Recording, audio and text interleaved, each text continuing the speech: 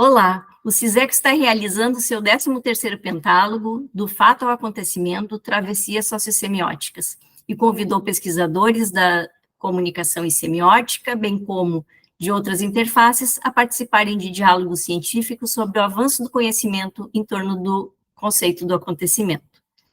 O objetivo do CISECO, com essas trocas de ideias, hipóteses e resultados entre os pesquisadores convidados, é estimular a criatividade, o desenvolvimento de novas ideias e o pensamento crítico. Além disso, o diálogo científico visa promover a transparência e a colaboração, essenciais para a atualização conceitual no âmbito dessas áreas de pesquisas e práticas sociossimbólicas. Nesse encontro, trataremos sobre o acontecimento e o jornalismo, e temos como convidados a pesquisadora Paula Paz e os pesquisadores Demétrio de Azeredo Soster e Marco Antônio Tessarotto. O debate proposto nessa mesa está centrado no tratamento da imprensa sobre acontecimentos que envolvem eventos climáticos extremos, como as cheias que aconteceram no Rio Grande do Sul, em maio deste ano, e as secas que assolam o país há tanto tempo.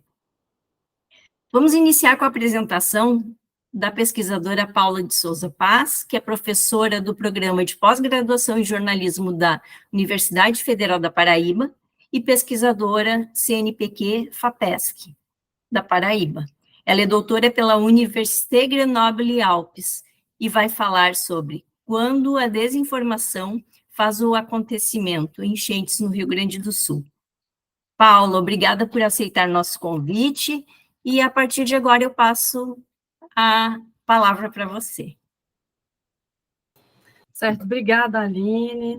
Cumprimento novamente os professores que estão aqui nessa mesa de hoje, né? E eu que agradeço pelo convite. É um prazer estar aqui novamente no CISECO, poder justamente trazer o que a gente vem trabalhando aqui na Universidade Federal da Paraíba, a partir desse tema, que é, né, as enchentes no Rio Grande do Sul. Eu já estou compartilhando aí, só para saber se vocês estão vendo. Sim, está compartilhando, né? A tela. Eu vou iniciar, e aí eu não estou vendo vocês, mas qualquer coisa vocês me avisam aí, se der algum problema com o áudio, enfim.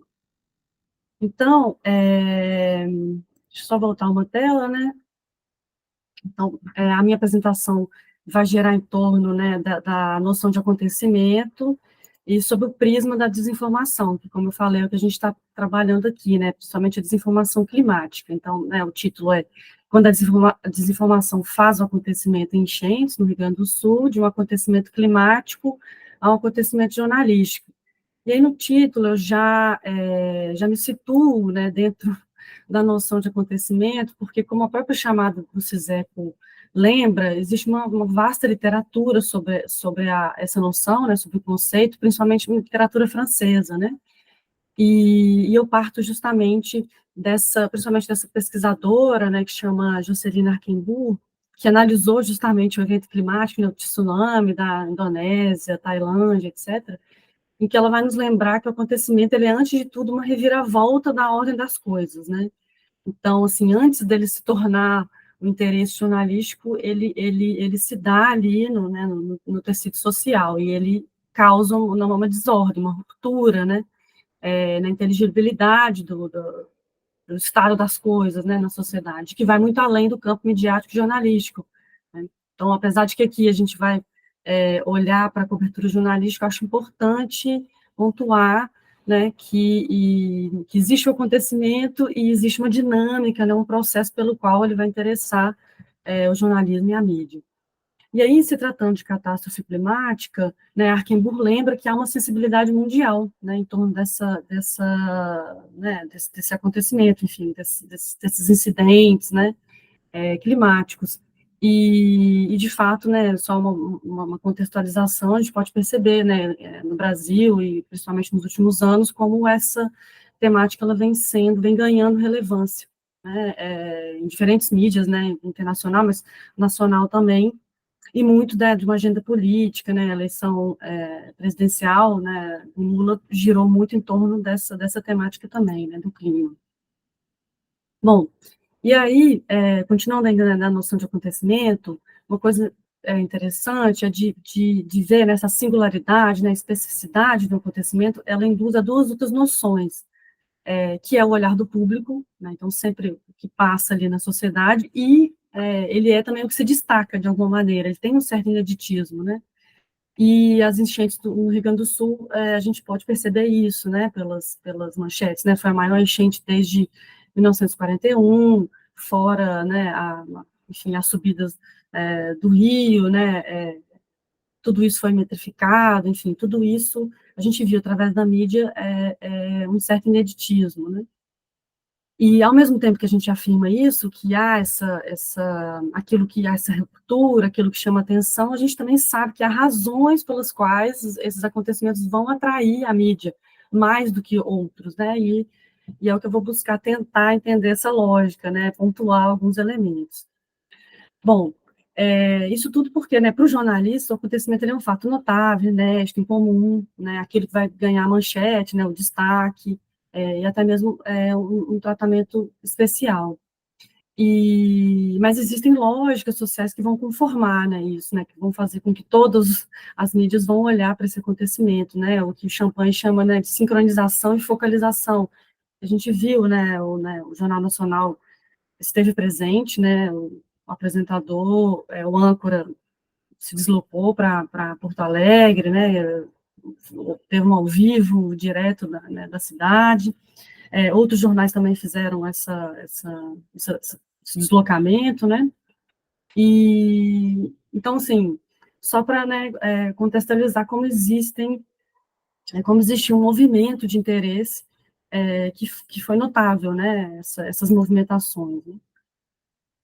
Bom, e aí justamente porque há essa focalização e essa sincronização, a gente pode entender também como a definição do acontecimento é um espaço de luta. Eu particularmente, principalmente analisando a questão da desinformação, a gente consegue perceber esses indícios, né, de luta, de combate, né, de uma batalha para ver quem vai decidir, quem vai falar sobre, quem está autorizado a falar sobre esse acontecimento, né.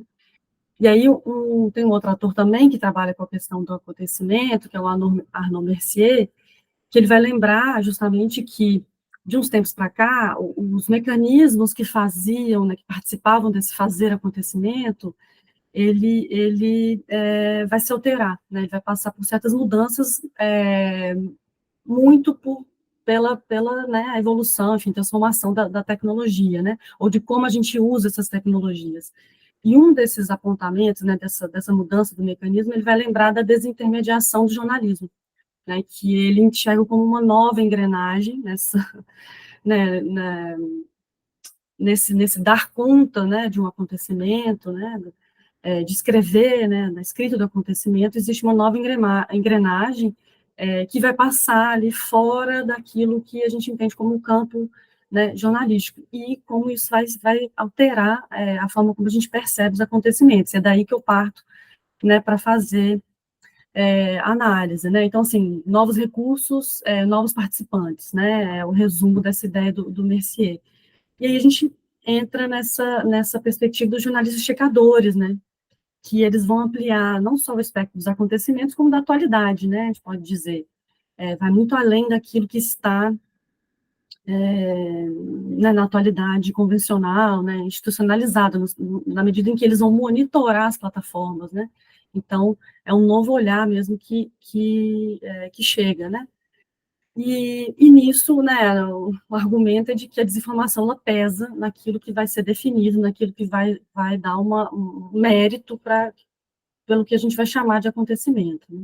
Então, assim, eu fiz uma análise exploratória, assim, de corpos de conteúdos, né, da Aos Fatos da Lupa, em torno de 150, entre maio e junho, que foi quando começaram a surgir os conteúdos enganosos, né, mentirosos.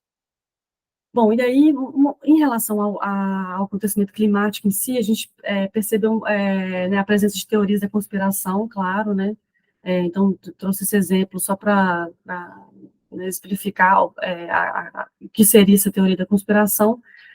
Muitas mensagens circularam, a gente vê aqui um exemplo do TikTok, dizendo que as chuvas faziam parte, né, de um projeto científico, né, que elas elas foram calculadas para ver uma chuva intensa, né, naquele período, né, etc., a partir de uso de tecnologias, né, que ninguém sabe direito onde vem, né, e aí os posts tentam explicar isso, a partir da noção até mesmo de seres trevosos, malignos, satânicos, que estão usando essa arma ultra secreta, né, e nessa dimensão aí, né, nesse eixo das teorias conspiratórias, a gente vê que há uma questão transnacional. E é interessante porque a Archambault, quando ela analisou também essa catástrofe climática que eu falei, né, dos tsunamis, isso no começo dos anos 2000, ela também percebe a presença de outros fatores, né, que acontecem em outros países, nacionalmente, né, transnacionalmente, que vão interferir como o acontecimento, determinado acontecimento vai ser lido, né. Então, a gente pode perceber aqui, né, vou citar o que está entre aspas, vou ler aqui, né, como as postagens eram feitas, né. Então, de acordo com as postagens, o exemplo do evento climático extremo causado pela ARP seria o furacão Katrina, por exemplo, que atingiu os Estados Unidos, isso, lá em 2005, e que, né, foi o ex-presidente Barack Obama que teria utilizado esse transmissor para criar artificialmente o furacão Sandy também, de 2012, né? Então, a gente percebe como que esses conteúdos, eles especulam as causas das enchentes e como se elas fossem frutos de ações calculadas, né, estrategicamente calculadas por líderes políticos, né?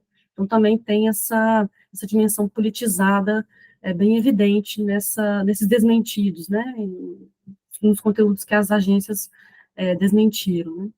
Então, a gente percebe, assim, dois fatos mais evidentes, né, as estratégias de verificação jornalística, elas vão tentar demonstrar como as teorias conspiracionistas, elas não são possíveis de comprovação, então, por isso, elas são falsas, né, se a gente não consegue comprovar, elas são falsas, né, e daí a gente pode até inferir a limitação dessa estratégia, né, depois a gente pode debater sobre isso. E uma segunda coisa que a gente percebeu também é que, como os conteúdos enganosos focam nas consequências, os desmentidos também vão focar em desmentir essas consequências, e isso vai gerar em torno de emoções como pânico, medo, né? Então, teve muito rumor de apagão de energia elétrica, de falta de mantimentos, né, falta de arroz, ou que o arroz que ia chegar ia ser de má qualidade, porque ia ser importado da China, então, que era de má qualidade, enfim, né? Trouxe aqui alguns exemplos, né, de pânico e medo. Tem também, né, estão congelando os corpos nas câmaras frigoríficas, já juntaram mais de 2.000 corpos. Um outro exemplo aqui, uma pessoa que se diz trabalhar pela companhia elétrica, lá de Porto Alegre, dizendo, olha, vai faltar luz, vai acabar, amanhã já vai acabar a luz, então se preparem, né? Então, a gente percebe também essa dimensão, eu diria, né, emotiva, né, espetacularização, né, dessas emoções. E um outro fenômeno, né, e aí eu até lembro da professora Vera França, da Paula Simões, que trabalham com o conceito de celebrização. E é interessante como o conceito, como, né, a noção de acontecimento dessas enchentes, ele se expande para a noção de reputação. A gente percebeu muitos conteúdos com a presença de subcelebridades, enfim, influenciadores, celebridades, né? O Pablo Marçal, para ver como ele já aparece aí nesses casos de muita cobertura mediática, né? O Felipe Neto, até a Madonna, o Elon Musk, o Luciano Hang são os principais, né? E é engraçado que é tanto para reforçar uma boa reputação ou uma má, né? Então, por exemplo, Luciano Hang, ele está envolvido em escândalos de golpe, né? Então a figura dele aparece dizendo que ele está doando, ou que ele está fazendo alguma promoção, mas que é mentira, ou então para dizer que ele está ajudando mais que o Exército, mais que o governo federal, o Luciano Hang ajudou, né, a população que, né, estava passando por esse momento difícil. Bom, e aí, né, já entro aqui nas considerações, uma coisa que a gente percebeu é essa tentativa dos jornalistas, né, checadores, de ajustar, né, o discurso e o mundo, assim, a gente percebeu que a maneira como se verifica, né, como são checadas, né, as informações, né, os conteúdos enganosos, a gente percebe que há dois eixos ali de transformação, né, uma tentativa de transformar a realidade em si e também o comportamento, né, cidadão. Então, a gente percebe que, por exemplo, a Lupa e a Aos Fatos criaram manuais para as pessoas não caírem em golpes, né? Então, há essa dimensão que aparece em relação ao trabalho, né, dos jornalistas nessa cobertura, né? E também, e aí eu acho que o que mais chama atenção é como os conteúdos enganosos, eles tentam factualizar, né? Aí, mais uma vez, eu convoco a Arquimbu, quando ela diferencia, né, fatos de acontecimento. E essa tentativa é justamente né, uma estratégia, né, de reduzir o fato, o acontecimento a um fato, no caso, só chuvas abundantes, né, só, né, entre aspas, ou a vários fatos. Então, entra a questão dos golpes, né, das falcatruas, em relação às doações, pelo menos é o que chegava aqui para a gente, né, acompanhando esse acontecimento à distância. Então, é interessante perceber como eles tentam factualizar. E aí entra a limitação do fact-checking, né? Como lidar com essa tentativa, justamente, de factualizar, se justamente eles vão tentar desmascarar cada fato desse acontecimento, né? E aí eu lembro aqui, né, para a gente fechar, do Paul Ricoeur, quando ele fala que ao de singular, né, e aí eu tomei a liberdade, assim, de traduzir, que uma palavrinha que foi difícil de chegar nela, mas eu cheguei nessa noção de perturbador, né, aquilo que perturba, aquilo que é o divisor de águas, né, de um acontecimento, ele acaba podendo ser atenuado justamente quando ele se insere num tecido narrativo, né, que tem por tentativa explicar.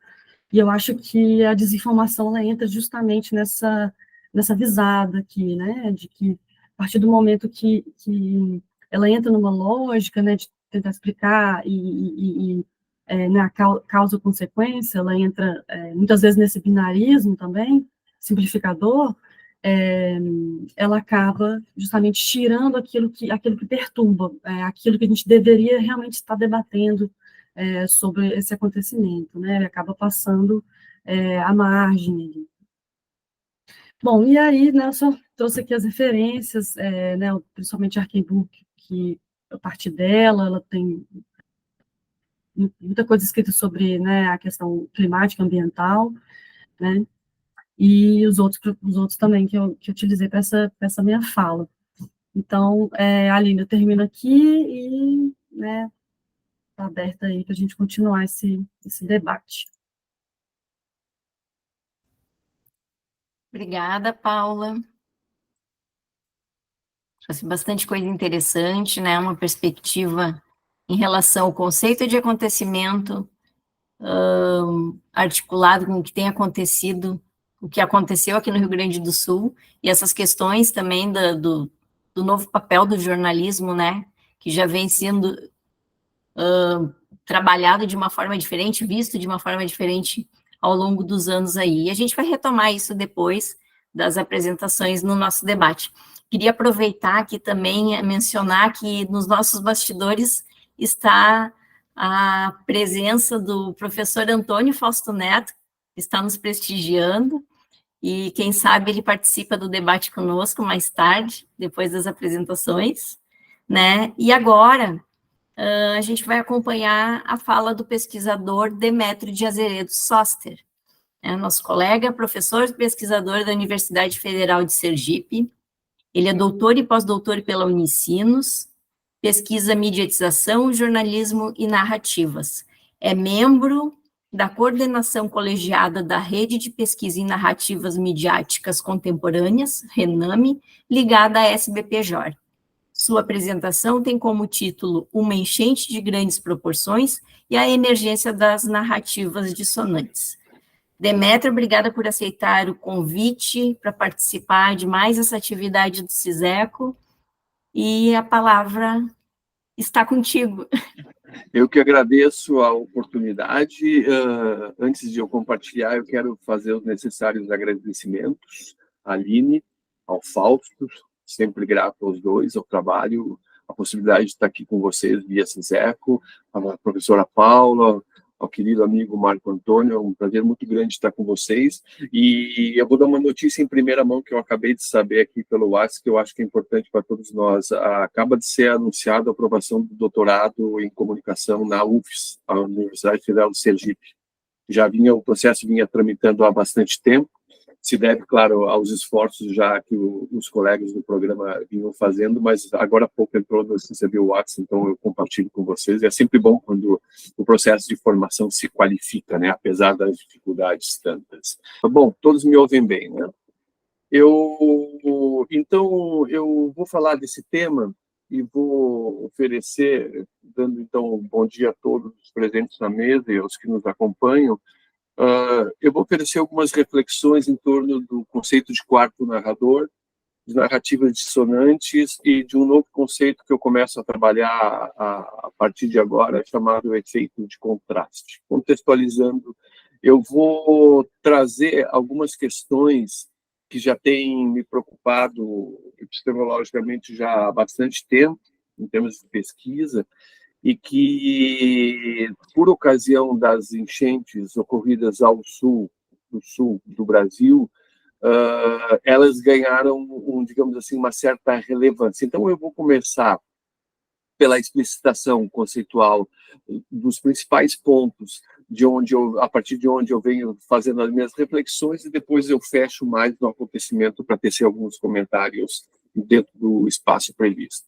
Então, gente, o que eu estou pensando a partir dessa fala e também das reflexões que eu venho fazendo? As reconfigurações que se estabelecem no sistema midiático comunicacional, em especial no que ele tem de jornalístico, quando a processualidade da mediatização provoca a emergência do que eu estou chamando de narrativas contra-hegemônicas ou narrativas dissonantes na discursividade midiática. O que é discursividade midiática? Aqui com o Veron, os sentidos que emergem das semioses decorrentes da circulação de informações na internet. E narrativas dissonantes no diálogo com Luhmann, portanto, em uma visão sistêmica, eu vou pensar as ofertas de sentidos que são resultantes de complexas operações internas dos dispositivos e que permitem, ao fim, que estes se distingam dos demais dispositivos do sistema em que se insere, sem, contudo, perder sua identidade sistêmica.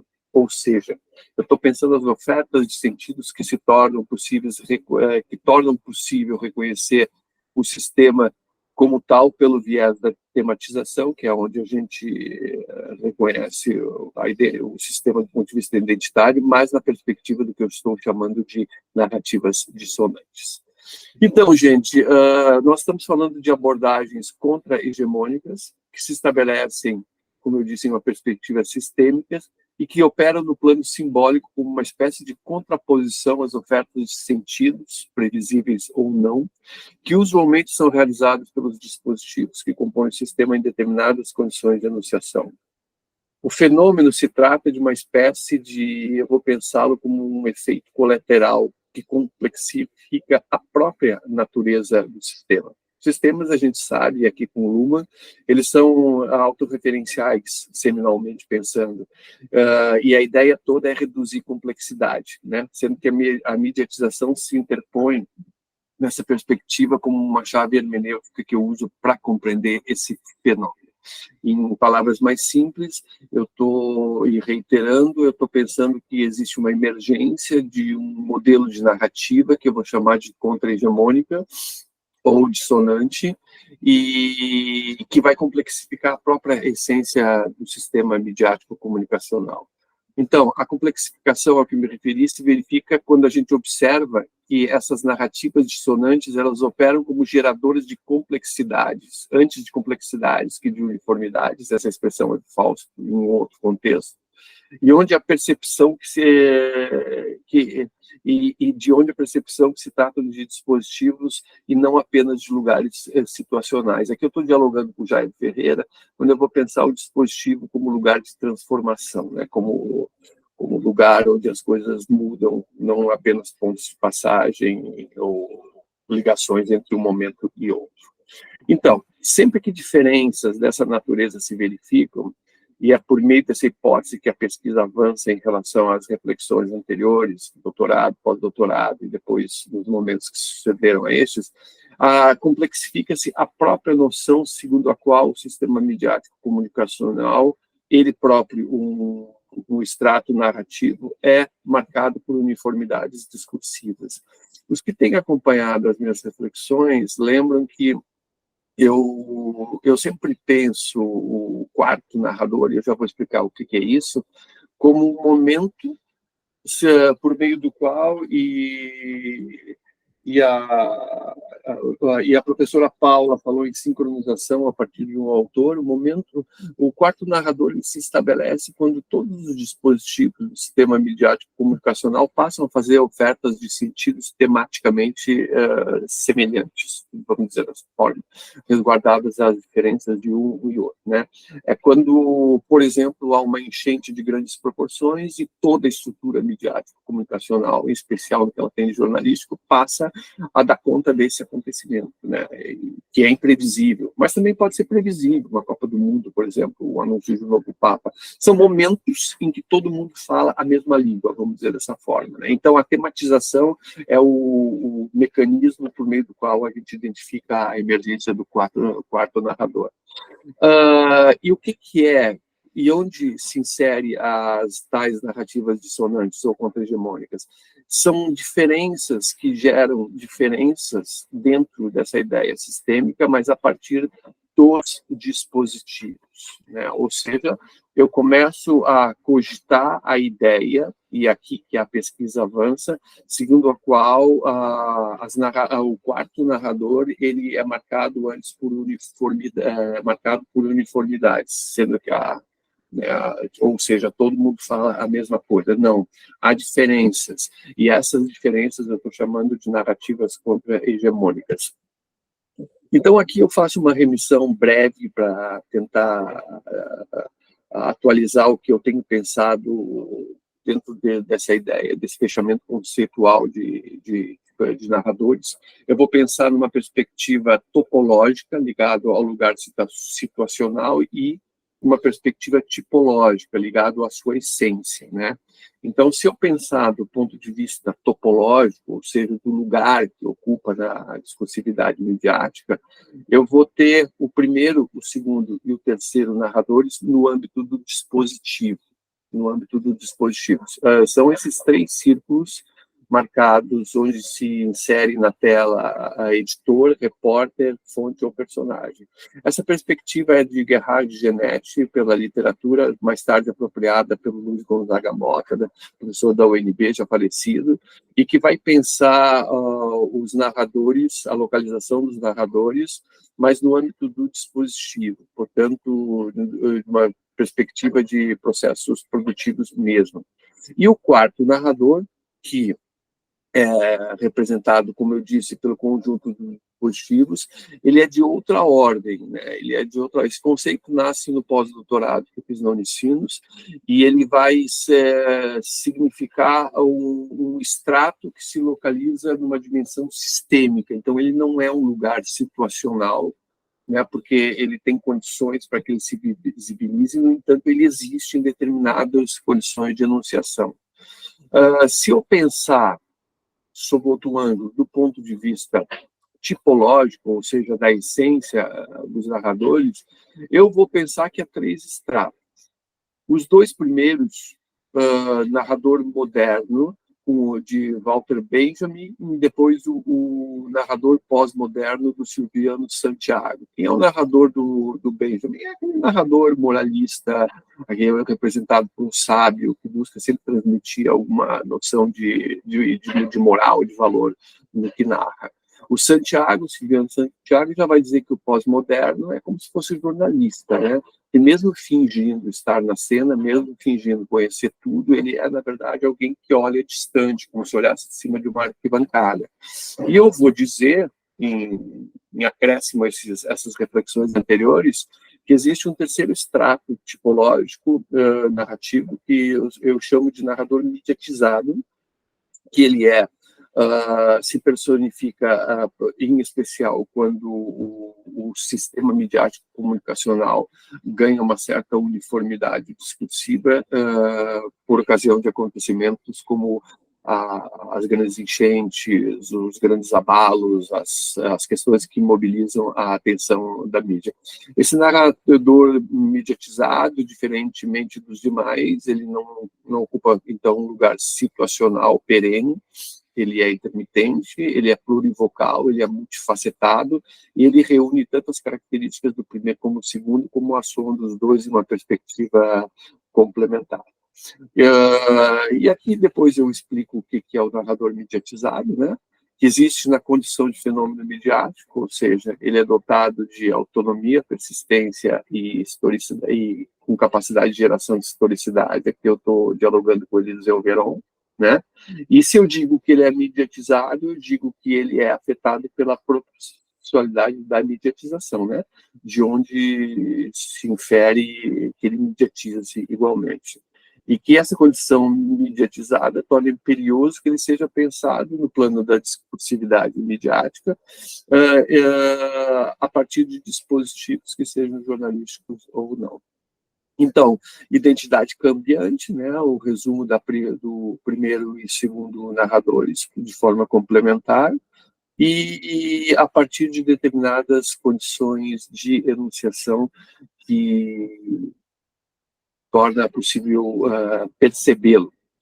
Então, a propriedade, retomando, e com o perdão da digressão, a propriedade que nos permite identificar a natureza dissonante de um dos dispositivos, de um ou mais dispositivos do sistema midiático comunicacional, é o que eu estou chamando de efeito de contraste. Efeito de contraste é um conceito seminal, que eu começo a trabalhar ele agora há pouco, né? Ele, portanto, ainda está na fase de estranhamento, né? Eu estou estudando ele, mas eu percebo que é uma coisa chamada, que eu estou chamando de efeito de contraste, e que eu entendo como sendo a propriedade por meio da qual os sentidos gerados por determinados dispositivos se diferenciam dos demais, antes por diferenças tonais temáticas. E aqui a gente engata com a ideia do quarto narrador, com a ideia de que ele não é marcado por horizontalidades discursivas, e sim por complexidades.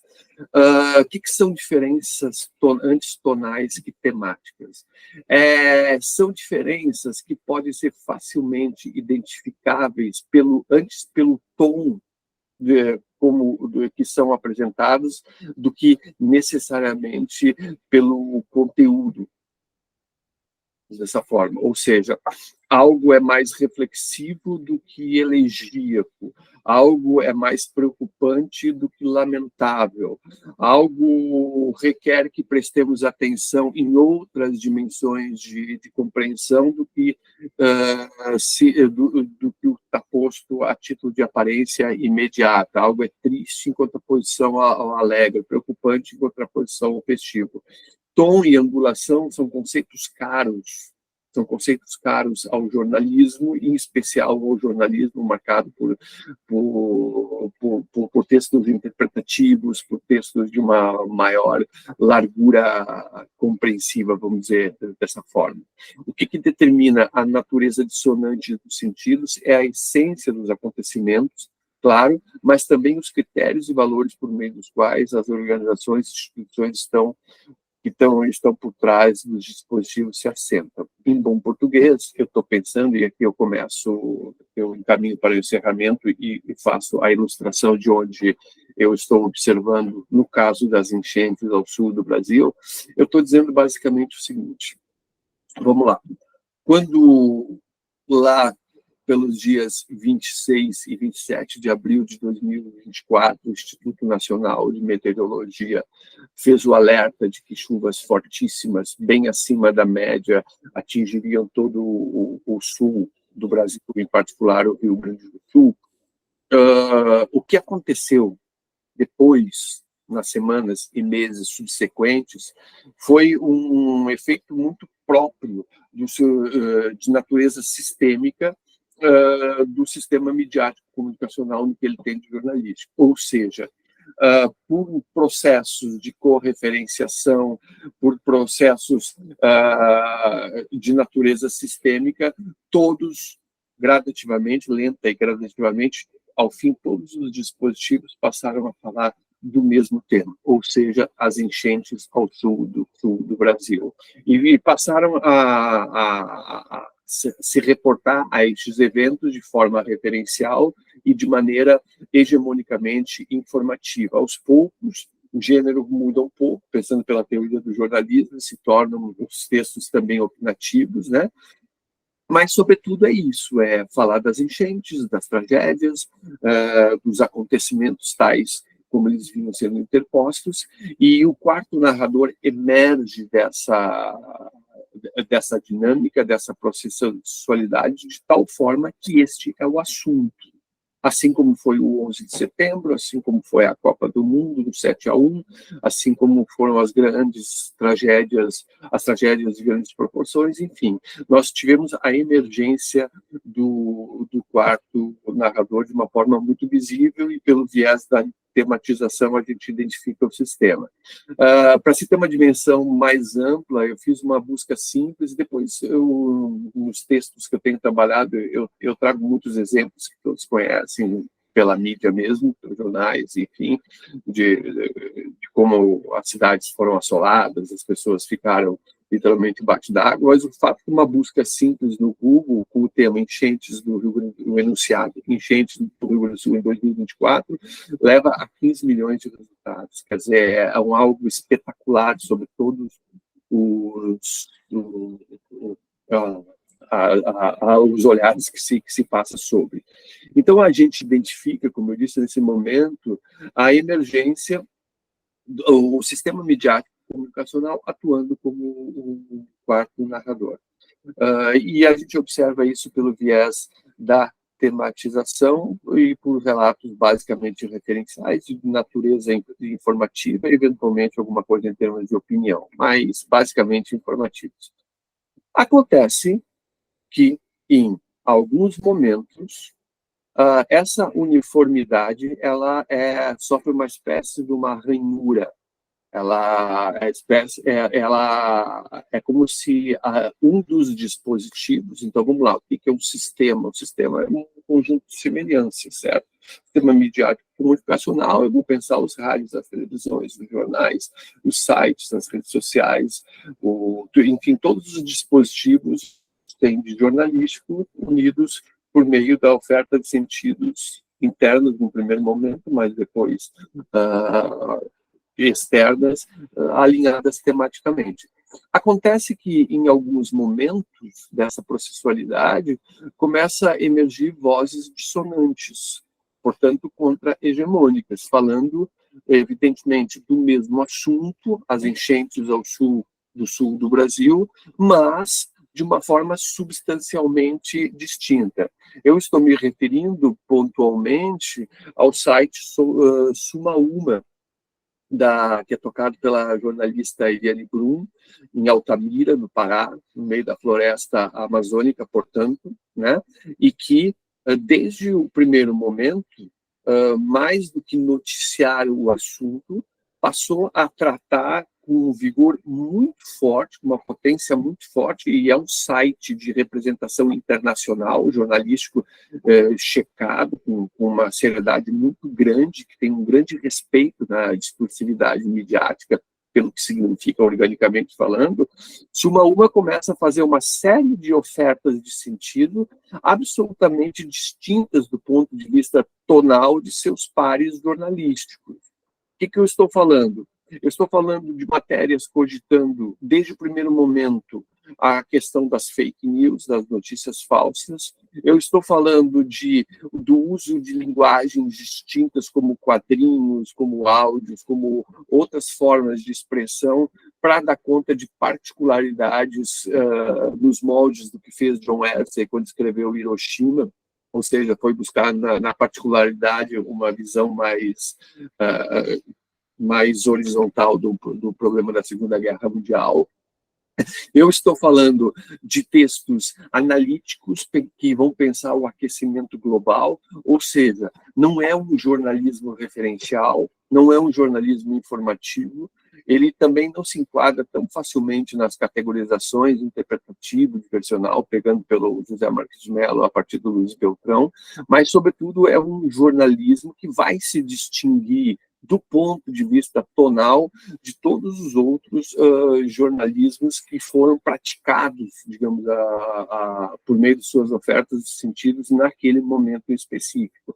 Sim, eles deram a notícia, sem dúvida alguma, mas não da forma como vinha sendo feito. E aí eles contrastam, de onde o conceito de efeito de contraste. Bom, eu não vou me alongar demais, a Aline me corrige se meu tempo estiver estourando ou não, mas eu preciso dizer o seguinte, isso significa, ou seja, essa emergência das narrativas dissonantes ou contra-hegemônicas na discursividade midiática significa que está errado, que estava errada a hipótese segundo a qual o quarto narrador é marcado antes por uniformidades que por complexidades? Caso sim, o que isso significa?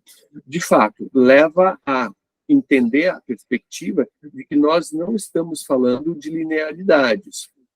A gente sempre soube que há diferenças de região, políticas, econômicas, sociais, até mesmo religiosas, quando se trata da oferta de sentido dos dispositivos que compõem o sistema midiático comunicacional. Mas sempre se trabalhou, desde que começamos a pensar o conceito de quarto narrador, como uma espécie marcada por uniformidades a partir da horizontalização temática. Então, agora a gente começa a perceber que não é tão plana a perspectiva e que há narrativas e há emergências nessa processualidade que são dissonantes, ainda que jornalísticas e ainda que ligadas tematicamente, né? O que isso significa?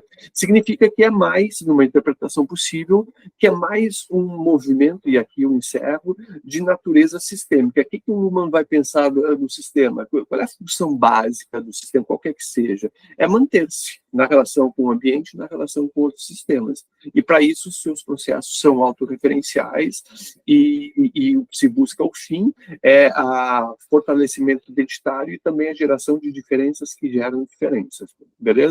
Então, o que significa encontrar num universo horizontal diferenças desta natureza, que aparentemente destoa esse desefeito de contraste?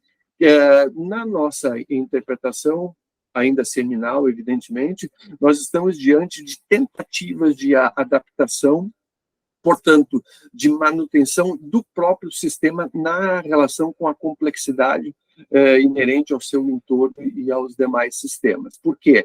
Porque, ao invés de uniformidade, nós temos complexidades que estão de acordo com o tempo que se vive, marcado por interposições, atravessamentos, fluxos informacionais e por aí afora. Então, gente, agradecendo a escuta atenciosa, agradecendo a possibilidade de diálogos de diálogo e aberto desde agora para as perspectivas que se coloca. Eu agradeço imensamente poder falar um pouquinho das coisas que são caras e com as quais a gente tem se preocupado aí ao longo do nosso caminho de pesquisa e vida. Muito obrigado. Obrigada, Demétrio, por trazer essa reflexão conceitual que eu entendo ser tão pertinente no momento de transição midiática, né, de atores sociais, independentemente do local onde eles estão, seja em recepção, em produção, e em relação ao atravessamento da própria tecnologia, né, isso vai de encontro com essas mudanças que tu propõe, e eu acho que vai ser bem interessante para a nossa conversa de logo mais. E na sequência, então, eu vou passar a palavra para o pesquisador Marco Antônio Tessarotto, que é professor substituto da Universidade Estadual do Piauí. Ele é doutor em Ciências da Comunicação pela Unicinos, pesquisa mediatização em comunidades tradicionais, comunicação alternativa e processos comunicacionais. O Marco Tessarotto vai apresentar a pesquisa que trata das súbitas inundações ao flagelo das secas, exercícios de leituras de acontecimentos mediatizados. Fica a palavra agora contigo, Marco, e na sequência a gente abre para o debate entre todos os participantes. Obrigado, Aline. Bom dia a todos e a todas. Gostaria de agradecer primeiramente o convite da Aline, do professor Fausto Neto, representando o CISECO, e da honrosa companhia dos amigos pesquisadores Demétrio Soster e Paula Paz. Inicialmente, né, antes de apresentarmos um pouco sobre o tema da nossa fala de hoje, das súbitas inundações ao flagelo das secas, são exercícios iniciais, né, de algumas leituras que faço a partir de acontecimentos mediatizados. Acontecimentos esses que surgiram enquanto preocupação deste pesquisador há poucas semanas. No exercício nosso de apresentar melhor esse empírico, esses objetos, é preciso, antes que nós façamos um exercício de contextualização. E, para tanto, faço um convite para que nós possamos entender um pouco dessa complexidade deste momento, naquilo que em 1989 o cantor e compositor Luiz Gonzaga nos trouxe enquanto reflexões desse cenário que estamos em curso.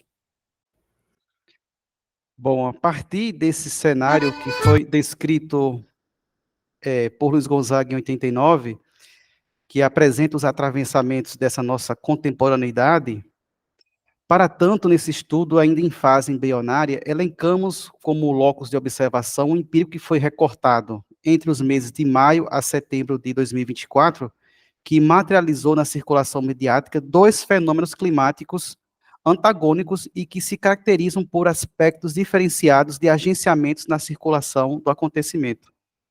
O empírico extraído são notas informativas, imagens dos portais UOL e G1, sob viés etnográfico, permitindo descrever os enquadramentos dos algoritmos destas plataformas que foram indexadas pelo Google.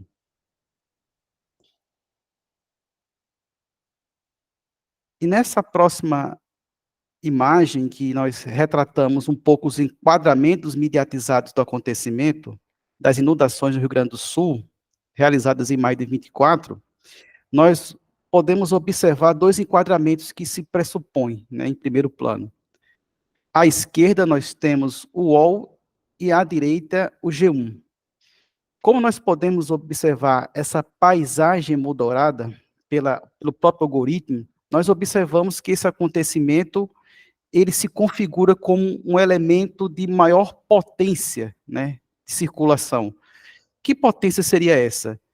As imagens das inundações, elas representam quase que 80% da população brasileira. São imagens do espaço urbano, da metrópole, de casas, coletividades, de pessoas, sujeitos, equipes sendo mobilizadas, ou seja, esse impacto que vai adiante, ou seja, as imagens que vêm à circulação das inundações do Rio Grande do Sul, elas justamente afetam, têm um valor de proximidade com os sujeitos e principalmente com esse novo espaço que se interpõe.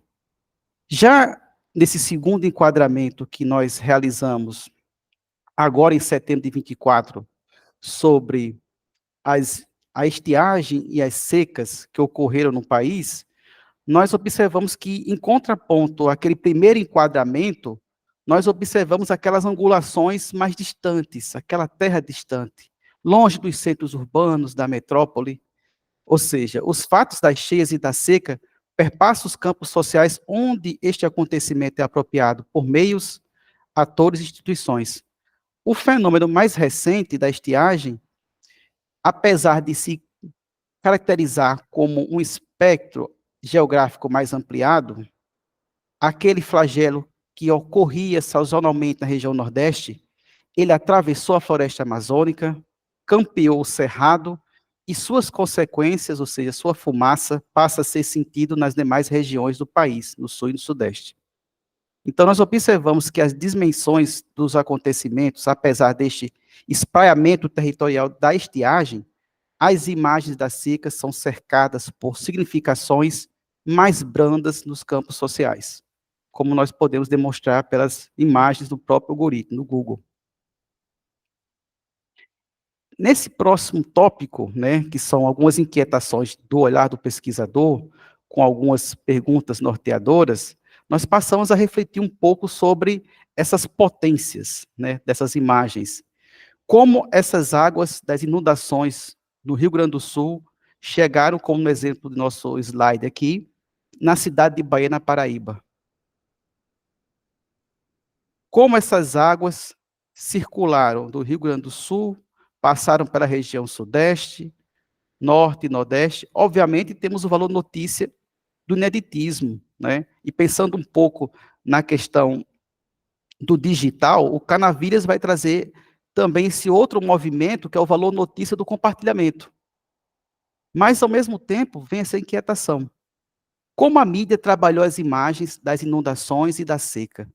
E, ao mesmo tempo, como essa sociedade as recepcionaram, né? Temos dois acontecimentos que, por sua vez, possuem duas dimensões. Uma que ficou restrita à região sul, né? Rio Grande do Sul, um pouco de Santa Catarina, Paraná. E nós temos o processo de estiagem que sai da região nordeste e percorre todas as regiões do país. E este acontecimento que não adquire essa liga, ela não vai adiante as imagens da seca. De modo inferencial, né, as inundações elas são marcadas por algumas, digamos que, impermanências simbólicas, que seriam as cidades, pessoas, o coletivo, equipes em ação, dos bombeiros, dos jornalistas, né, no caso dos âncoras, que estiveram presentes durante o evento, né, dentro das águas, dentro dos botes de salva-vidas. E, ao mesmo tempo, nós temos o enquadramento da estiagem, né, no qual circularam sentidos diversos. Aquele fogo do campo, da zona rural, dos rios que estão sendo, digamos que, os rios que estão em processo de agonia, né, de sedimentação, e, ao mesmo tempo, o homem que só observa impotente o avanço das chamas. Está ali o homem, nessa impotência. Para tanto, né, enquanto o processo de entendimento dessa complexidade, deste movimento, de perceber o porquê as imagens das inundações elas foram adiante, e as imagens do flagelo da estiagem, da seca, elas permanecem mais restritas, eu busco entender que as imagens da seca são imagens que já estão saturadas e, por sua vez, banalizadas pela própria circulação midiática. E como hipótese inicial, eu parto do registro imagético da seca, da miséria, que foram feitas em 1897 pelo fotógrafo Fábio de Barros, né, que, juntamente com Euclides da Cunha, fizeram os registros do que foi a campanha de Canudos, que foram publicados pelo jornal Estado de São Paulo. E, ao mesmo tempo, nós observamos que, a partir desse momento em que essas imagens, que eram inéditas e que passaram a ser coladas a essa circulação midiática, elas começaram aquilo que a professora Ana Paula Rosa nos trata de aderência à sombra, ou seja, elas começaram a serem sedimentadas nesse imaginário coletivo. Tanto é que, no momento em que o Flávio de Barros regressa à cidade de São Paulo com as suas imagens, ele realiza, inclusive, uma projeção eletrônica das imagens da guerra. E aqui nós temos alguns valores de notícia que ele coloca ali, bem no seu anúncio: curiosidade, assombro, horror, miséria.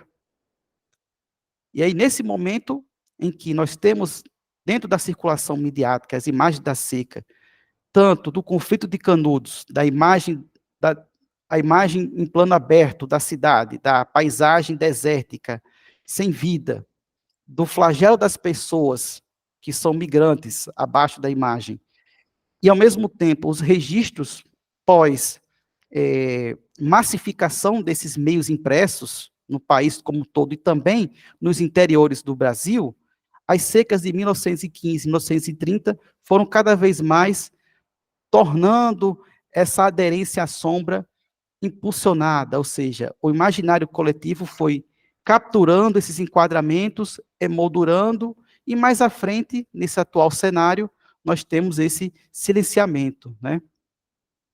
Mas, nesse próximo exercício de tentativa de entendermos um pouco, essas imagens que estão à sombra, que elas aderem a essa sombra, elas também podem ser reenquadradas. E, ao mesmo tempo, nos questionamos como desentranhar aquelas imagens banalizadas e que estão nas sombras do imaginário coletivo.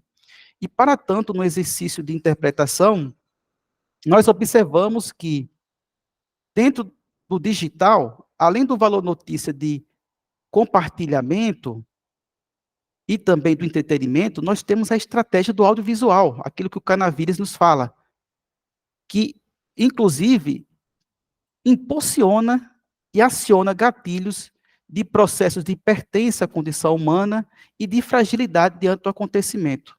E aqui, neste ponto, nós observamos a seguinte transformação.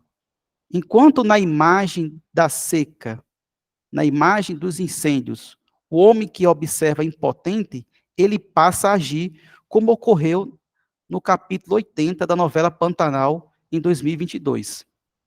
Após, né, buscarmos entender como essas imagens que estão aderidas à sombra, essas imagens banalizadas, elas podem recircular dentro do ambiente, nós observamos um pouco aquilo que o Moyot nos fala sobre essa capacidade do campo da informação em construir essa moldura, ou seja, na capacidade que ela tem em aderir a essa sombra, mas, ao mesmo tempo, na capacidade desse audiovisual de reenquadrá-las, tomando para si essa recircularização das imagens, mobilizando atores e instituições, o que nós podemos observar numa extração de comentários de atores sociais do próprio capítulo da novela, em que nós observamos que os comentários, aquilo que surgiu desse feedback da audiência, convergiram justamente com as intencionalidades dos autores de produção da novela, que era fazer recircular essas imagens, mobilizar as audiências e, ao mesmo tempo, restabelecer essa pactuação com a audiência. Bom, algumas considerações, né, e questões de horizonte. Como falei inicialmente a vocês, é um trabalho ainda em fase embrionária, de observação inicial deste pesquisador, em que eu busco entender mais ou menos que a cobertura desses eventos e das angulações trazidas pelos portais UOL e G1, nos meses de maio de 2024, sobre as cheias e inundações, e de agosto e setembro de 2024, com o acontecimento da estiagem da seca no país, observamos no tocante a estes assuntos lógicas, operações e modos de reportar os acontecimentos que foram de formas distintas e variáveis. As duas narrativas, tanto das inundações e da estiagem, são acopladas a uma circulação midiática, e que, através de reenquadramentos segundo os valores notícias diversos e de rotinas jornalísticas, elaborações e suas racionalidades, observamos que as imagens e mensagens sobre as secas são trabalhadas segundo dimensões banalizadoras. E a gente justifica isso por essas imagens que circulam desde 1897, desde o início do século XX, com as massificações dos jornais impressos, que migram das capitais para os interiores da região Nordeste. Então, a seca de 1915, de 1930, a migração de pessoas do Ceará para a região Norte, o ciclo da borracha, essa migração de povos que atravessam Rio Grande do Norte, o Ceará e o Piauí, circularam por essa mídia massiva nacional. E, ao mesmo tempo, nós começamos a perceber que esse acontecimento ele vai se consolidar dentro de cada temporalidade. E, embora essa mídia privilegie o presente, os fatos noticiados sempre demandam uma explicação diferenciada se comparados com outros. O Veron nos fala que só existe na medida em que esses meios os elaboram. Os meios informativos são o lugar onde as sociedades industriais mediatizadas e amparadas por discursividades produzem essa realidade. E a gente pensa, né? Que sociedade industrial é essa que mediatiza as imagens das inundações, mas do flagelo das secas permanece em segundo lugar, né? Permanecem banalizadas. E como ponto ainda, algumas perguntas que surgem para que possamos pensar na viabilidade dessa pesquisa e no aprofundamento das imagens, quais são as lógicas que determinam e que movimentam um determinado produto? Quais são as operações que se desenvolvem e fazem circular determinado produto? Quais gramáticas são produzidas e operacionalizadas no tecido social. Então, o primeiro passo que proponho mais à frente para que possamos avançar na pesquisa é recuperar processos de análise, de secação de partes e fases de uma materialidade que se encontra fragmentada e dispersada por uma circulação, e, ao mesmo tempo, observar as marcas do jornalismo. As imagens constroem acontecimentos, o que foi moldado, ajustado, enquadrado, e o que se revela, quais são as intencionalidades, e, ao mesmo tempo, as sensações e experiências que essas imagens, que esses acontecimentos evocam nos atores sociais ou nessa recepção. E, por último, construir categorias de análise para o desvelamento dos atravessamentos provocados pelo trabalho elaborativo, das interações dessas imagens mediatizadas, das inundações, e banalizadas da seca. Estes foram alguns dos referenciais nos quais me inspirei para essa construção ainda inicial da pesquisa, e agradeço a todos por esse momento de escuta, e fico à disposição para que nós possamos participar deste debate. Obrigada, Marco Antônio, pela exposição, por nos trazer uma perspectiva diferente, mas que dialoga, né, com o que foi colocado até o momento, essa questão das dimensões do acontecimento. A gente vê que nas 3 apresentações se observa a apropriação midiática, né, de diferentes linguagens para dar visibilidade ao acontecimento, a performatividade da mídia, né, independentemente se ela for jornalística, se ela for a dramaturgia, que de certa forma faz uma crítica ao que a própria mídia não dá visibilidade, né, se a gente entrar na questão de uma provocação no contexto aqui exposto, né, e a própria imagem como protagonista de um discurso. Então, a partir desse momento, obrigada novamente, né, Marco Antônio, pela tua fala, e a partir desse momento eu abro para uma conversa, para um diálogo, né, para a gente colocar adiante essas questões, o que vem se estudando a partir desses conceitos, né, da própria empiria que se apresenta aqui. O professor Fausto também está convidado a participar da nossa conversa, se quiser, fique à vontade.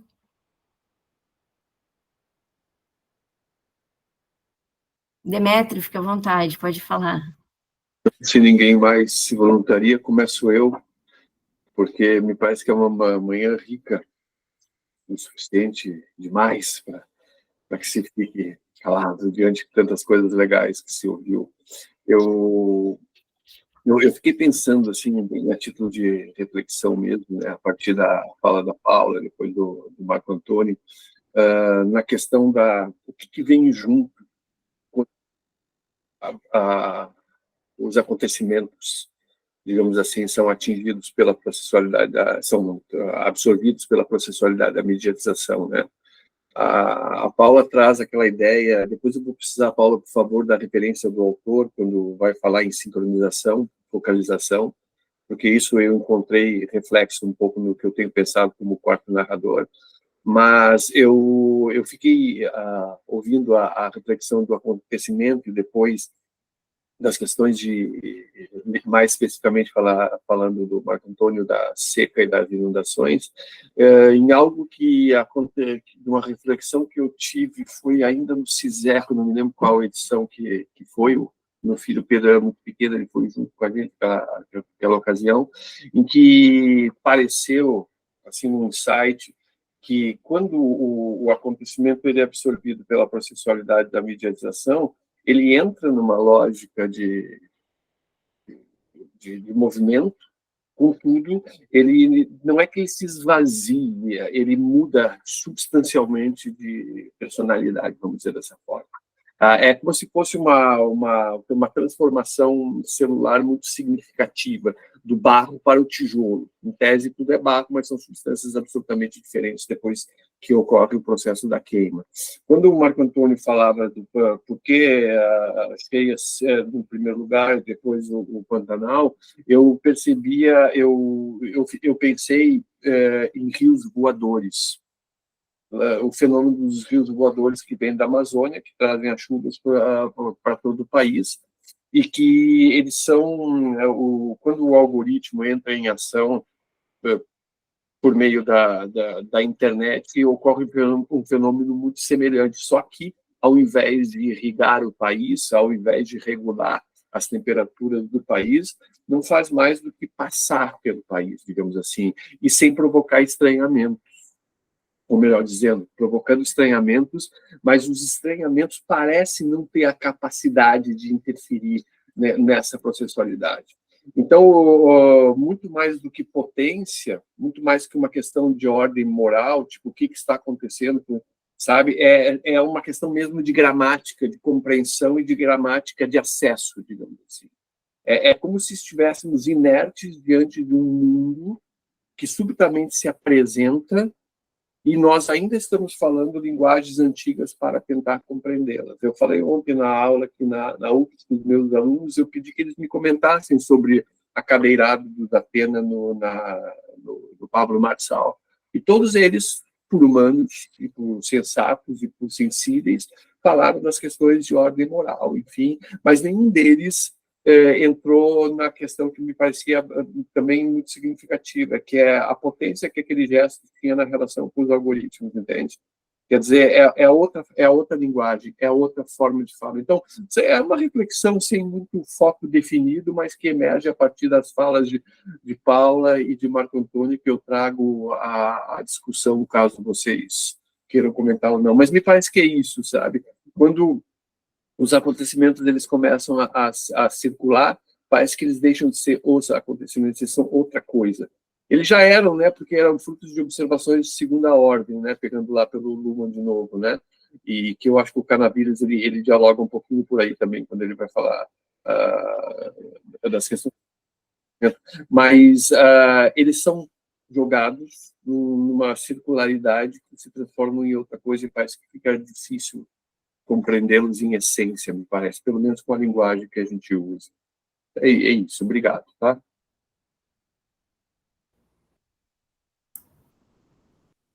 Obrigada, Demétrio. Pegando um gancho na tua fala, Demétrio, eu fiquei aqui pensando a respeito dessa questão do acontecimento, que ele circula, ele se modifica, né? Porque o acontecimento, embora ele, se pensar em relação ao conceito, embora ele rompa com a normalidade, ele sempre vai depender de um processo para existir, né? E com a emergência da tecnologia, com a entrada de diferentes coletivos nesse processo, aí ele vai tomando formas diferentes, né? Ele vai sendo observado de maneiras diferentes. Eu lembro daquilo que a Paula também coloca, que é a questão desses novos atores sociais surgindo, né? Empresários, influencers, né? Que se chama. Então, nós temos outras formas de mediatizar o acontecimento também. Fica... Paula, por favor. Eu não sei se o Marco estava na frente. Não, Paulo, fica à vontade, Paulo. Você não quer falar? Desculpa, Marco, eu não vi. Acho que ele tá. Não, porque eu levantei, foi sem querer aqui, foi um erro no pique. Desculpa, viu, Paulo? Fica à vontade. Não, imagina. Então, na verdade, assim, tem várias coisas assim, que eu queria pontuar. A fala do Demétrio, eu achei muito interessante esse conceito, né, de narrativas dissonantes, né, que ele traz. E aí ele falou do Suma Uma, e uma coisa que eu achei também, assim, aí uma perspectiva, né, mais pessoal, assim, que eu acompanhei o evento, né, o acontecimento, pelo Rio 21, o Sul 21, perdão, que é um portal alternativo, né, independente. E eu até cheguei a comentar isso no grupo de professores, como eles conseguiam até dar furos de informação que não apareceram na mídia, né, hegemônica, enfim.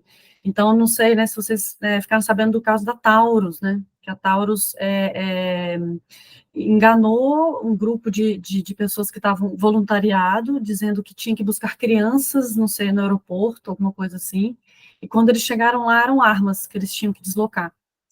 E, assim, o texto é muito bom, é uma reportagem, assim, muito, muito boa, né, e acabou que isso a gente não viu em outras, né, em outros espaços, né, então, assim, realmente a gente percebe que é um espaço de luta mesmo, né? A definição, quem vai definir, quem está autorizado a definir, quem vai ganhar visibilidade, realmente se dá dentro de uma lógica que nem sempre a gente consegue perceber como ela funciona, né? A gente percebe indícios, assim. Então, primeiro essa questão, né, da mídia independente, que eu acho que ela fez um papel muito interessante. Teve uma matéria também, que eu até cheguei a dar para os alunos aqui, que foi a questão do marketing social.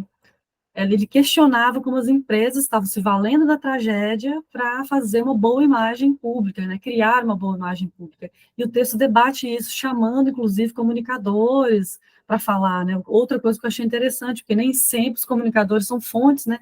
A gente da comunicação nem sempre é chamado para debater sobre esses assuntos, apesar de estudá-los a fundo, né? E aí, em relação à apresentação do Marco Antônio, eu também lembrei de um texto que um autor fala da questão de como os acontecimentos eles são fixados. E passa muito pela questão da imagem, né? Como as imagens, eles fixam o acontecimento, né? E eu acho que a questão tanto da seca, ela está nessa visada, né? Mas eu fico pensando nas inundações, se eu fosse definir, eu diria que foi a imagem do cavalo caramelo, pelo menos o que chegou e o que eu pude acompanhar, né? Como aquela imagem, e que fixou o acontecimento naquilo, no resgate, no G1 estava ao vivo o resgate do cavalo caramelo, né? E é claro que toda essa movimentação, né, ela faz emergir os sentidos daquilo, né? O cavalo como uma imagem, né, algo simbólico no sul, né? A questão da força, né, o cavalo é um animal forte, enfim. E aí, em relação a esse paralelo, né, inundações e estiagem, eu fico pensando também se por detrás simplesmente a noção de riqueza e pobreza, né? Então, assim, a estiagem é a pobreza, né? Então, assim, por isso esses ângulos, a distância, né, essa coisa de não mostrar ele na vida coletiva, né? E aí a inundação já não, né? É uma outra região do país, né? Então, assim, e quando você traz, né, essa do Pantanal, esse capítulo foi muito, muito, essa novela, né, teve muita audiência.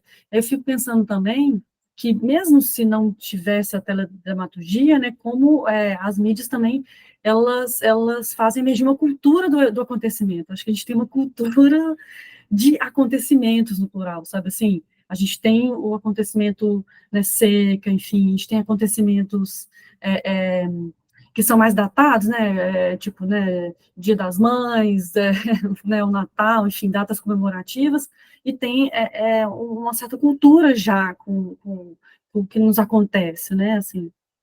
E aí eu percebo que talvez uma diferença, né, em relação a essa coisa de estiagem, inundação, é que como as formas acontecimais da inundação, ela foi percebida na vida coletiva, ela é percebida ali. Então, por isso mostrou casas, pessoas, e as pessoas ajudando. E que a estiagem não, né? É uma pobreza, é um deserto, as pessoas não estão ali, elas não são um coletivo, né? Não existe, não é uma sociedade mesmo, né? No sentido que a gente atribui, né? Então, assim, só para começar, né, o debate, eu acho interessante, assim, e a questão da cultura do acontecimento me veio com essa e como ele organiza o acontecimento, né? A gente já tem uma certa cultura em relação a determinadas coisas que algumas são prováveis, né, que vão acontecer. As enchentes é uma, né? A gente já está se preparando para as próximas, né? Bom, aí agora pode seguir, Marco Antônio. Eu vou passar, Demétrio, eu vou passar para o Marco, porque ele tinha levantado a mão e abaixado, ok? Marco. Perfeito. Muito agradecido, Aline. Paula, também te parabenizo, e o Demétrio pelos trabalhos de vocês, muitas provocações. Eu também vou realizar esse movimento de trazer algumas questões, né, assim, que eu busco entender. Primeiro, Paula, quando você fala nesses desafios do acontecimento e que você traz mídias alternativas de checagem, no caso do portal Lupa e Aos Fatos, eu observo também com certo cuidado um pouco das limitações dessas agências, né, de comunicação, esses empreendimentos. Tanto é que eu estou com orientanda de TCC, a Karen, que ela está pesquisando o chatbot Fátima do portal Aos Fatos. E no período em que nós começamos a construir o pré-projeto de TCC, ela quer entender como esses algoritmos atuam auxiliando o trabalho dos jornalistas em checagem de informações. E aí eu coloquei, né, abri lá no WhatsApp, chamei Fátima para ter uma conversa com ela, e aí eu coloquei helicóptero da Havan, pum, enter. E aí, o que apareceu para mim? Ops, infelizmente eu não sei te responder essa questão. Mas ao mesmo tempo ficou no vazio da máquina, e ao mesmo tempo ela não fez. Eu não pude responder a tua questão, mas estou te encaminhando para a nossa equipe para que possa falar sobre esse assunto. Ele não encaminhou para um atendimento humano. Quando a máquina possui a insuficiência, ela deve automaticamente ser encaminhada para um humano, para poder que ele possa responder aquilo ali. Né? Ou então, o que é o helicóptero da Havan? Compreenda melhor. Que eu quis entender aquela imagem construída por inteligência artificial que mostra um suposto helicóptero da Havan resgatando pessoas, né? Que, por sua vez, quando você puxa essa imagem, né, toda a imagem construída por inteligência artificial, por algoritmo, elas só conseguem trabalhar o primeiro plano. Quando você busca o segundo e o terceiro plano, você observa as falhas, né? Como é que você vai resgatar pessoas que estão com água na altura do joelho? Você, quando chama a imagem, puxa essa imagem, você consegue ver pessoas com água na altura do joelho, né? Um barco passando ao lado de um bote, quer dizer, as ondas quase que derrubando esse bote de salva-vidas, né? Então você observa, né, as falhas, mas é preciso você realizar esse exercício de leitura de imagem. E, ao mesmo tempo, como esses portais, de certo modo, esses portais de checagem, no momento que estão entregando o seu processo de verificação de informações a estes algoritmos, eles também vão entrar em processo de insuficiência, de não dar mais conta dessa demanda das pessoas, né, dos atores sociais, e, ao mesmo tempo, não apontarem saídas. Aí a gente vê um esforço do próprio Google, né, e de produzir essa autointeligência que traz fontes, né? O Gemini, ou Gemini, como alguns estão falando, ele tem essa provocação de você chamar e ele dizer, olha, estou te dando essa resposta e minhas fontes foram estas, estas e estas. E se você quiser saber mais, vá por aqui, vá por esse caminho. Então, ele estimula, né, o usuário a aprofundar o conceito. Já no próprio algoritmo, no chatbot do Aos Fatos, nós encontramos essa restrição, né? Ela não soube responder e não avançou no sentido de aprofundar o tema, né? De provocar que você fosse adiante, né? E aí a gente tem os desafios dos bancos de dados, né?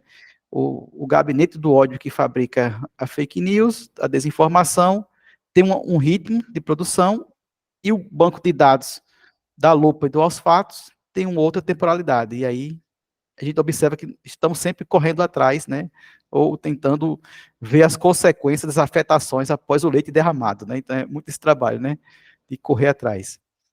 E, Demétrio, quando tu falasse do quarto narrador, me lembrei de um trabalho, que eu acho que foi em 2018, do CISECO, em que eu fui entender a percepção e a construção desse quarto narrador dentro de programas policiais. Aqui na Paraíba, em João Pessoa, nós temos programas policiais de audiência, de forte audiência, em que eu fui entender a constituição desse sujeito, esse quarto narrador, ou telespectador sombra, dentro do campo da produção do jornalismo policial. Que era o seguinte, nós tínhamos o campo da produção, primeiro narrador, que é o jornalista que produz a pauta, que vai construir o teleprompter, o texto do teleprompter. Temos o segundo narrador, que é o apresentador com sua performance, Temos o terceiro narrador, que é aquele que está em casa, o telespectador, e o quarto, que não está ali fora, mas está ali dentro, que é representado pelo sonoplasta. Ou seja, no momento em que nós tínhamos no telejornal, no programa policial, imagens apócrifas de câmeras de segurança que não tinham áudio, aí tinha uma imagem que aparecia um acusado, um suspeito, com arma na mão, atirando contra outra pessoa. Aí o apresentador vai dizer, está aqui os suspeitos atirando, e o sonoplasta já soltava o barulho dos tiros. Pá, pá, pá. Você ouvia essa representação do áudio, do simulado. Ou então, ele na escalada. No próximo bloco, você vai ver, em Campina Grande aconteceram 5 assaltos. Aí o sonoplasta, tem que fechar a porta. Não adianta não, porque eles invadem de qualquer jeito, eles entram em tudo. Então, eu chamei esse quarto narrador como aquele sujeito que está no campo da produção e que antecipa reações do campo da recepção, do sujeito que está em casa. Ou seja, havia um esforço perlaborativo dentro do campo da produção, que esse quarto narrador, ele estava, ao mesmo tempo, dentro da produção, mas, ao mesmo tempo, antecipando significados, antecipando reações do público que estava do outro lado, do público outrem, mas que lá dentro havia um trabalho já de antecipação, um trabalho de elaboração, que no caso eu analisei o programa Correio Verdade, que no caso era apresentado na época por Samuca Duarte, e tinha aquele sonoplasta, o Coxinha, né, que era esse sujeito, esse quarto narrador, né, que antecipava, né, ele trazia alguns áudios, né, alguns trechos que traziam essa reação. Por exemplo, o bandido levou a bicicleta, aí soltava o áudio, já era, de alguém falando com essa fala, né, aconteceu um tiroteio, sei lá o que, aí soltava, Vixe Maria. Então, era essa antecipação o tempo todo. Esse quarto narrador, ele estava o tempo todo presente no campo da produção. São os esforços que eu faço no sentido de buscar entender como essas narrativas, elas sim são interpostas, são tensionadas, mas ao mesmo tempo que elas podem ser evocadas em qualquer lugar, né? Ou seja, não há uma divisão, uma separação, ou seja, esses 4 narradores estão ali presentes o tempo todo nesse processo de trocas, né? Não há uma separação, mas uma simbiose. E o campo da produção que hoje, dentro dessa estrutura mediatizada, espetacularizada, ela antecipa, ela faz um esforço de antecipação, de entender quem é esse público e entender esses sentidos, né? Que são construídos coletivamente. Essas foram algumas provocações, né? E contribuições do trabalho de vocês. Demétrio. Então, eu fixei na imagem do caramelo que a Paula evocou, e eu fiquei me perguntando assim, aliás, eu me perguntei isso desde o primeiro momento. Se vocês souberem a resposta, me ajudem, por favor. Quem é que deu esse nome para o cavalo? Por várias questões. Cavalo caramelo, que é uma égua, né? Então, atenção, caramelo é uma gíria do Rio de Janeiro, que é como eles se referem aos cuscos, os cães de rua daquela tonalidade, caramelo. Então, muito provavelmente, e aí é uma inferência que eu estou tendo, quem fez isso foi alguém ligado à cobertura que captou a imagem e batizou, e aquilo se transformou em valor. Não é nem tanto referência, é valor pelas questões que Paula traz, né? O significado da relação com o gaúcho, o isolamento e todas as questões que vêm junto. O que eu estou pensando? Eu estou pensando, claro, sempre a partir do lugar que a gente olha, que são tentativas desesperadas, me parece, de os sistemas se manterem como tal. Porque tudo que a gente tem, salva a questão da dramaturgia, mas são questões de natureza comunicacional, em primeiro lugar, e, sobretudo, questões de natureza jornalística. A gente insiste nesse ponto, como o jornalismo está tratando determinada questão. Mas a gente, se olhar as reverberações todas, a gente vai ver o que resta de jornalismo é uma disputa já bastante antiga de campo mesmo, né, no sentido de se colocar simbolicamente, G1, UOL e corporações maiores, mesmo uma entrando nesse jogo, mas que é de uma fragilidade gigantesca para dar conta disso como sistema. Então, numa tentativa desesperada de se manter referencial, acontecimento, no sentido mais imediato, de notícia mesmo. O que, quem, quando, onde, como e por quê. O que aconteceu ontem e sem nenhuma projeção de futuro nem nada. Ou seja, um esvaziamento. Nós não temos mais revistas semanais de informação, o que tem é caricatura. Os grandes jornais que tinham aos finais de semana 1 milhão de exemplares, não tem 300 mil exemplares. Folha de São Paulo, tabloide agora, Estado de São Paulo, tabloide. Ou seja, como é que se ensina jornalismo em sala de aula? É uma aula de antropologia, na verdade. Sabe? Eu me sinto assim, pelo menos. Né? Quer dizer, você fica falando do passado, como foi, com projeção de futuro. Mas o que vem junto disso é uma tentativa que me parece muito forte de recolocamento como sistema mesmo, aquela ideia, procurando gerar no diálogo lá com o Bateson, diferenças que gerem diferenças, né? E aí entra a Suma, aí entra o pessoal do Sul 21, entra a mídia menos hegemônica, mais alternativas, vamos dizer dessa forma. Eu estou pensando, antes de dialogar com a fala do Marco, eu estou pensando, eu gosto muito de filosofia, eu tenho estudado já há alguns anos filosofia, e eu tenho um pouquinho no caminho do Sodré, eu tenho tentado compreender o jornalismo na perspectiva da filosofia. E aí tem que voltar para o Beltrão, né, que escreveu lá atrás a introdução à filosofia do jornalismo, e ele olha numa perspectiva metafísica mesmo, tentar explicar o que é a questão, como é que funciona numa época em que recém estava se estruturando, assim, enfim, já havia, claro, estava se estruturando. Mas eu penso que hoje pensar o jornalismo nos modos que a gente está pensando é pensar a pergunta sobre a pergunta. Né? Quer dizer, já não é mais a profissão, porque, sabe, é pensar a própria pergunta. E aí sim atualiza, eu acho, a questão filosófica sobre a questão. Por exemplo, quando a mídia se pergunta, e aí o Fausto tem aquele texto, lembra, Fausto, do Edição em Jornalismo, que você fez sobre os editoriais assinados como oferta de credibilidade, 2016, eu acho que foi aquele de capa vermelha, me parece que são tentativas de estabelecer sentidos que gerem diferença, né? Eu acho que essa é uma questão muito visível, assim, sabe? Sim, é o jornalismo falando da enchente, das grandes tragédias, dos grandes acontecimentos, mas com gramáticas que absolutamente são comuns a todos, desde o médico, passando pelo dentista, até o pessoal que trabalha na obra aqui em frente, né? Quer dizer, já cada vez mais difícil de estabelecer identidade aí nesse processo, né? Pelo menos os valores até então. E o quarto narrador, Marco, eu estou pensando, essa estratificação, primeiro, segundo e terceiro, foi o ponto de partida que eu usei, né, para chegar no quarto. Né? O primeiro, o segundo e o terceiro, eles são do âmbito do dispositivo.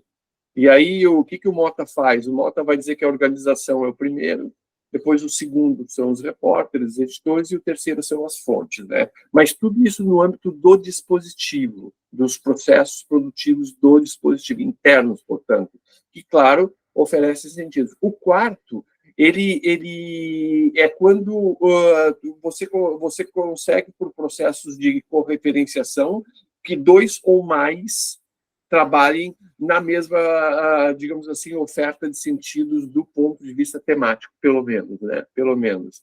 E isso acontece de forma previsível ou imprevisível. É previsível, Papa, Copa do Mundo, essas questões assim, Rock in Rio, mais pontual. Rock in Rio não é tanto, mas enfim, que pode ser mais ou menos hegemônica a voz do narrador.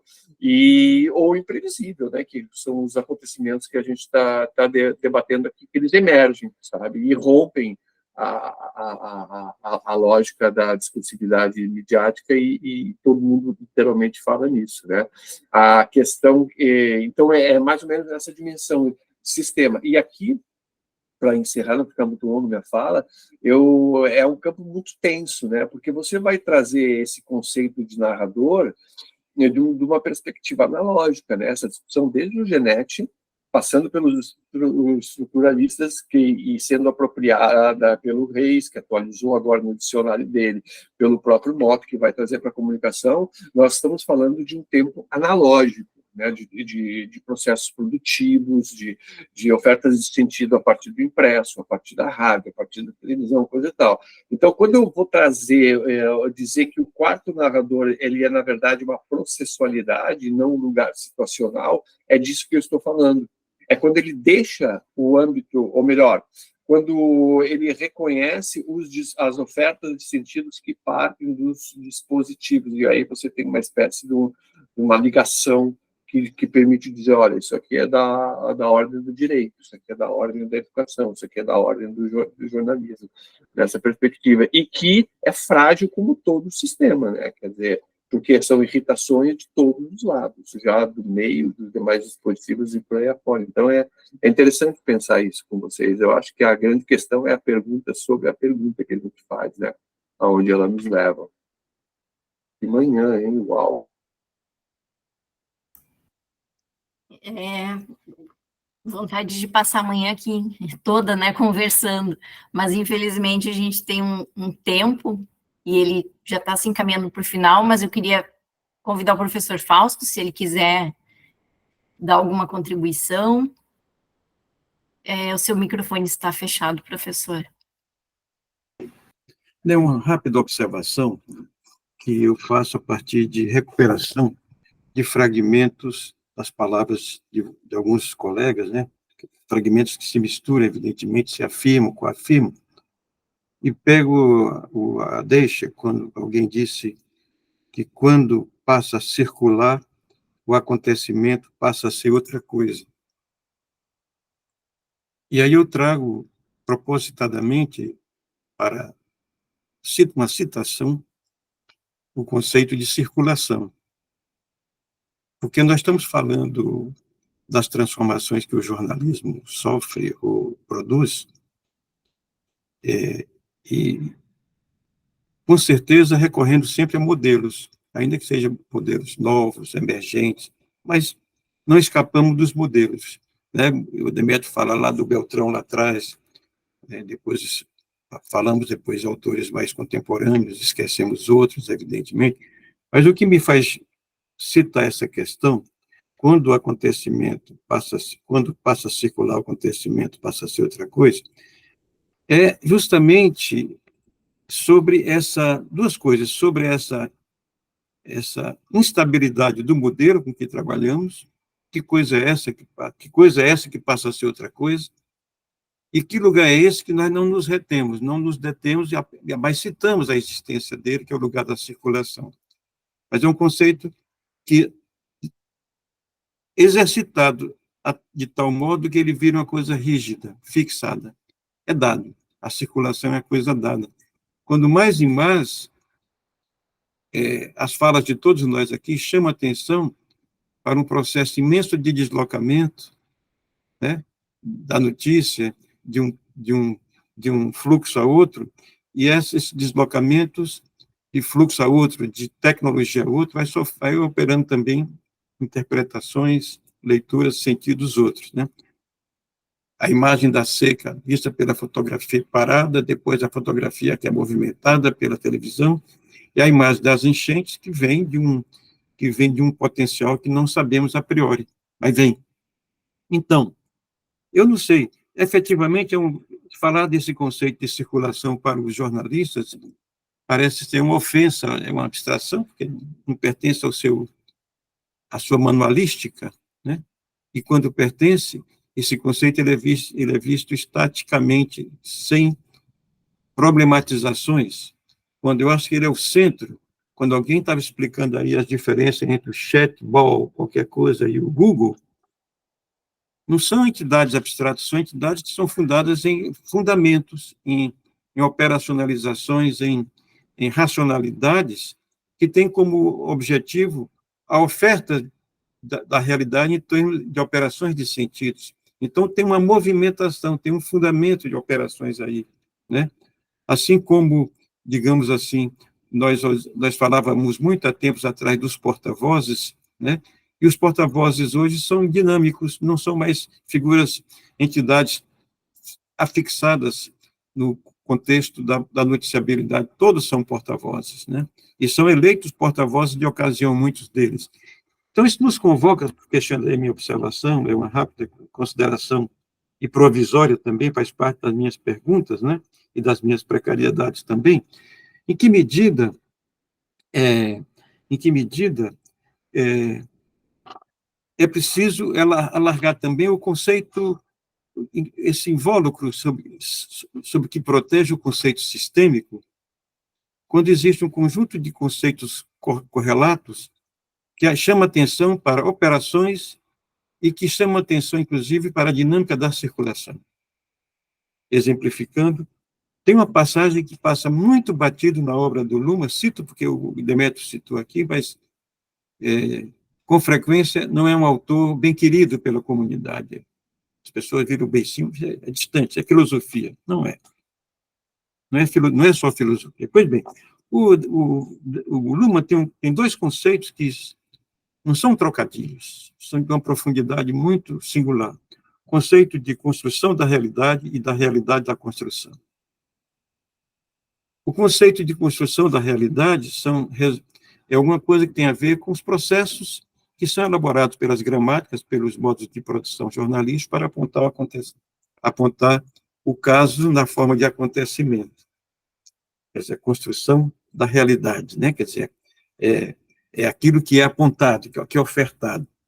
E que tem um trajeto próprio na história das teorias do jornalismo, desde as agendas até aqui.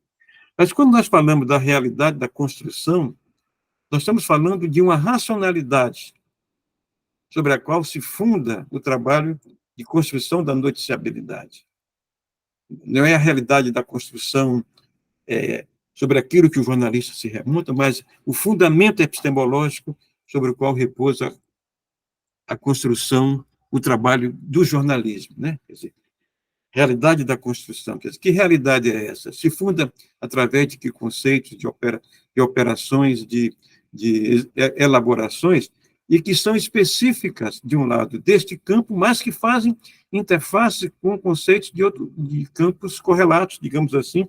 Quer dizer, não é uma realidade, entre aspas, pura, ela é polifônica, ela é diversa, não é? E, nesse sentido, é que eu acho que tem dois conceitos que estão rolando na obra do Luhmann, que são conceitos que... um é um conceito que ele voltou sempre, mas foi pouco explicado, o conceito de observador. E um outro conceito é um par, é o conceito de entrelaçamento e de interpenetração. Porque se a gente não consegue descer esse nível da observação empírica sobre interpenetração e entrelaçamentos, nós continuamos a falar dos conceitos comunicacionais dos quais nós nos valemos de um modo mecanizado, né? E aí, de fato, o aluno tem dificuldade em operacionalizar, porque são conceitos que são trabalhados, colados ali a uma certa dinâmica de empirias, de entrelaçamentos de dispositivos, que o dispositivo não é uma abstração, né?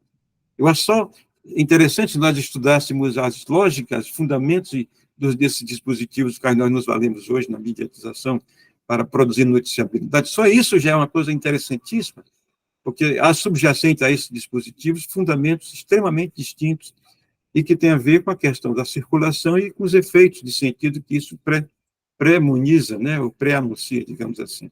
Então, era muito mais uma observação assim que eu queria colocar no contexto do excelente e enriquecedor debate que vocês travam aqui. Eu acho que a ideia da gente, do CISEC, é justamente lançar questões que não são questões dentro de um contexto de debate, né, de discussão e de experimentação também. Isso era um comentário que vocês produzem, que eu elaboro a partir do que eu vi de cada um de vocês. Obrigado. Obrigada, professor Fausto. A gente já estamos nos encaminhando para finalizar aqui a nossa conversa de hoje. Eu não sei se alguém gostaria de fazer uma última colocação para a gente encerrar. Podemos, então, eu agradeço imensamente vocês terem aceitado o convite, né? Paula, Marco Antônio, Demétrio, professor Fausto, obrigada por nos acompanhar, né, pelas contribuições que trouxe aqui para a gente. Essa foi a mesa Acontecimento e Jornalismo do Pentálogo 13 do CISECO, do fato ao acontecimento, travessias sociossemióticas. E aproveito para convidar você que está nos assistindo agora para acompanhar as demais mesas que o CISECO vem produzindo ao longo dos meses de outubro, novembro e dezembro, por meio dessa série de vídeos que estão sendo disponibilizados aqui no canal do YouTube. Obrigada a todos e até a próxima.